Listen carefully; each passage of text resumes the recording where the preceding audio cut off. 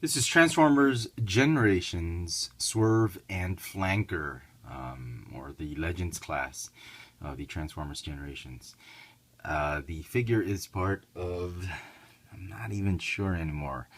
It's like, I think they're officially, technically, the fifth wave of these Generations 2 packs. Because the first wave was with the Soundwave minions, then the Blaster minions, then Optimus and Bumblebee, then Megatron and Starscream, and now these guys. This one and Cosmos. There's just two of them in the wave. So anyway, here is look at the packaging. Fantastic artwork from, maybe from IDW, I'm not sure. And here is the back art and the specs. IDW. Okay, there we go. So on to the figure. Very nice. There have been third-party companies producing Cosmos, all these mini-bots, Gears, Huffer. I do hope they make a Huffer. Please. Anyway, but Hasbro has taken up the challenge and has done admirably. I commend Hasbro to what they've been doing. And I actually prefer these over the third-party toys. The third-party toys are okay, but as much as possible, I'd like to keep my collection with Hasbro toys. So anyway, very, very nice. Absolutely impressed with this figure. I wasn't looking forward to this one as much as I was with Cosmos, but this one actually really turned out well, and in fact, it might even be better than Cosmos. He comes with Flanker. This is sort of his Target Master, Minicon, whatever, partner. And let me see if I can do a size comparison first. He scales very well. It says it's a Legends 2-pack, but it's sort of in between a Legends class figure and a Sculpt class figure. So here is Windcharger. Not too bad. It's not a bad scale. I wish they could have been the same height.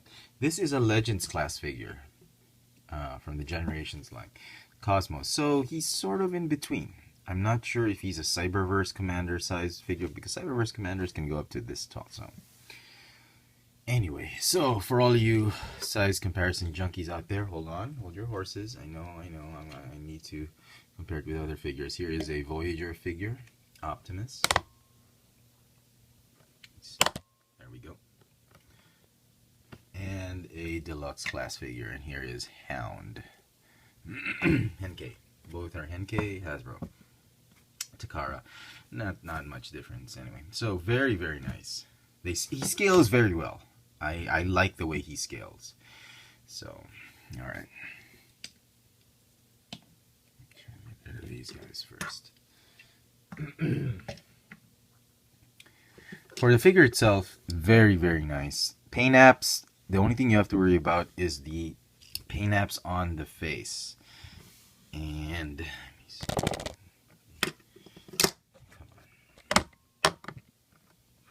Lighting is just screwing up the video. Anyway, so I think it's only the paint apps on the face you should be worried about. Make sure that the blue paint and the white paint are painted on evenly, no scratching here and there. Everything else is fine. Autobot symbol, silver paint here and there, white paint over the red is nice.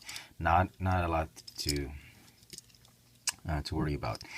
So he's very good, paint apps wise. Sculpt and material used. The plastic doesn't feel cheap. It looks cheap because of the color, the kind of red they use. I wish they could have used maybe a deeper kind of red like that, or a glossier kind of red, but they were trying to stay true to the colors of Swerve. Swerve was actually a repaint of Gears, so I hope they do Gears.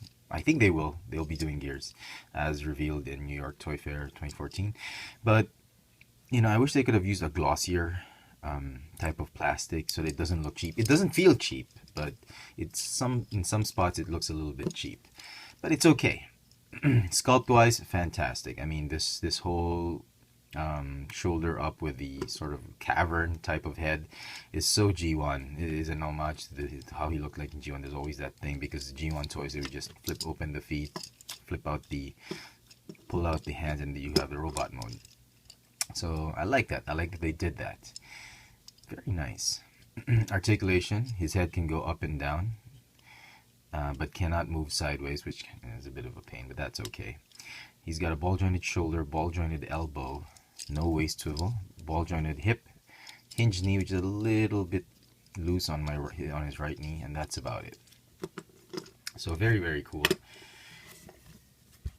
Flanker kind of reminds me of those mini bots back in the 80s and 90s. So pretty cool. He's got some articulation, which is nice.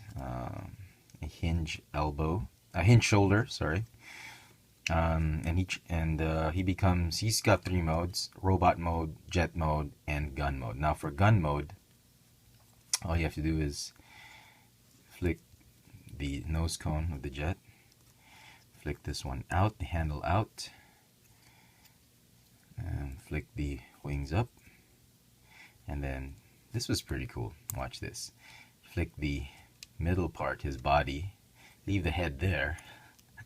Look at that. And then you sort of connect this bit in that groove right there. And the instructions still tell you to like put the arms this way, which is fine.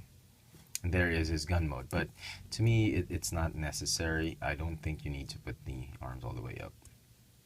You can have him in gun mode this way, even with the wings. Yeah, alright, like that. He's got a little bit of like a Gatling gun on him, so it'll fit both hands. Come on. Okay. Okay. Yeah, it looks pretty cool. I'm really impressed. I'm glad it's not just a flick up the gun mode and then he's gun mode. I'm glad there's a little bit of intricacy in transforming him, just a little bit, and it looks great. The gun mode looks very nice, and it's not just those typical target methods where you have the feet up, and you know. So very, very cool.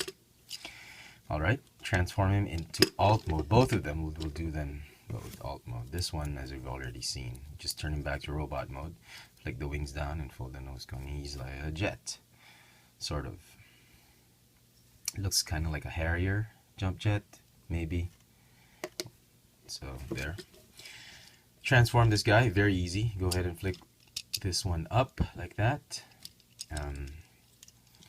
Flip the shoulder pieces up and like that. Now what the instructions fail to mention, the instructions just tell you to just go ahead and connect the feet and just fold him up like that, and he becomes a truck mode.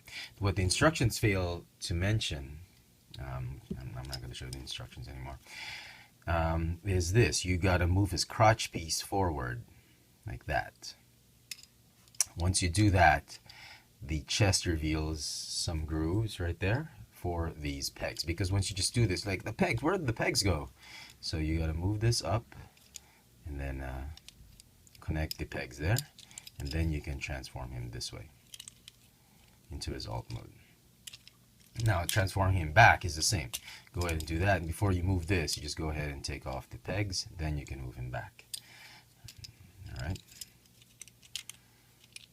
Alright, and there is Swerve and Flanker in alt mode. For in this situation, in both alt mode, there is a way for Flanker to hop onto Swerve, which is nice. He's got a mech tech port on top, very nice. In the other figures, not all figures can combine with their own minicons in alt mode. So pretty cool. I am just very pleased with this set. For those of you not thinking about getting this, but you know, if you're a big fan of the IDW continuity, you love the Generations toys, this is an absolute must-have. It is great. I'm gonna go flat out and give it a 10 out of 10. It's just an amazing toy. I think Hasbro did a wonderful job on this one. Kudos to the Hasbro team that designed it, and really nice. So, I hope you enjoyed this video review. If you did, please click the thumbs up icon bottom. Follow me on Twitter for my toy purchase, Instagram for my toy sightings here in Manila. Check out all my reviews here on this channel, Chefatron. This has been the Transformers Generations, Swerve, and Flanker. Thanks for watching.